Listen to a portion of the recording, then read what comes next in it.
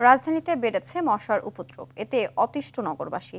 কীটতত্ত্ববিদ অধ্যাপক ডক্টর কবিরুল বাশার বলছেন, গত বছরের তুলনায় এবার মশার ঘনত্ব দ্বিগুণ এবং জুন জুলাই মাসের তুলনায় প্রায় 10 গুণ। এ ধারা অব্যাহত থাকলে আগামী মার্চ মাস পর্যন্ত তা বেড়ে চরমে পৌঁছাবে। শীতের শেষে তাপমাত্রা বেড়ে যাওয়ায় হঠাৎ মশার এই উপদ্রব। রফিকুল ইসলামের রিপোর্ট, ছবি তুলেছেন সাব্বির আহমেদ।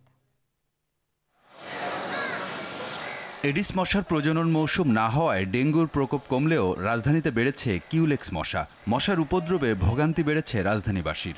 খাল, ড্রেন, ডোবা, নর্দমা সব জায়গায় মশার সরব উপস্থিতি। সন্ধ্যা নামলেই যার মাত্রা বেড়ে যায় কয়েক গুণ। সন্ধ্যা দিকেই বেশি, রাত্রিবেলা দেখা গেল যে এই থেকে আশেপাশে সব বাড়িতেই মশা। ময়লাগুলির জন্য দেখা গেছে যে বাসাবাড়ি যাদের আছে তাদের এই বাসাবাড়িতে এই মশাগুলি উৎপত্তিটা বেশি বাড়তেছে আর কি দিনের পর দিন। মাঝে মধ্যে মশক নিধনের ওষুধ ছিটানো হলেও তা কোনো কাজে আসছে না। সিটি কর্পোরেশনের কিছু লোকজন আসে, মাঝে মাঝে এরা মশার ওষুধ নিয়ে আসে না, জাস্ট একটু পরিষ্কার করি চলে যায়। তাও আজকে 2 মাস নাই। কি ওষুধ দেয় এটা তো কোথায় নেই, ধুঁয়া অন্ধকার হয়ে যায়, নেই কোনো ওষুধের কোনো গ্র্যান্ড কিছু নেই।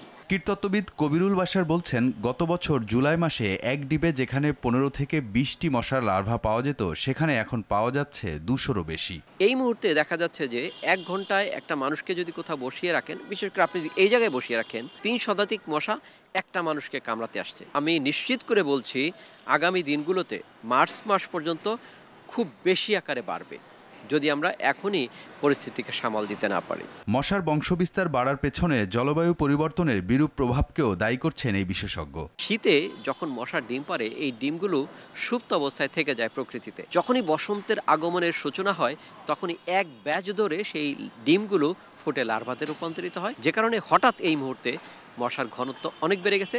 সঙ্গে সঙ্গে আছে ড্রেন বা নর্দমা পরিষ্কার পরিচ্ছন্ন না থাকার কারণ। মশা নিধনে বৈজ্ঞানিক পদ্ধতি ব্যবহারের পাশাপাশি সমাজের সকল মানুষের সম্মিলিত প্রচেষ্টা প্রয়োজন বলে মনে করেন বিশেষজ্ঞরা। সিটি কর্পোরেশন কাজ করছে, কিন্তু রেজাল্ট পাচ্ছেন না। কেন রেজাল্ট পাচ্ছেন না? কারণ হচ্ছে কাজটা বিজ্ঞান ভিত্তিকভাবে হয়তো হচ্ছে না। রফিকুল ইসলাম, RTV, ঢাকা।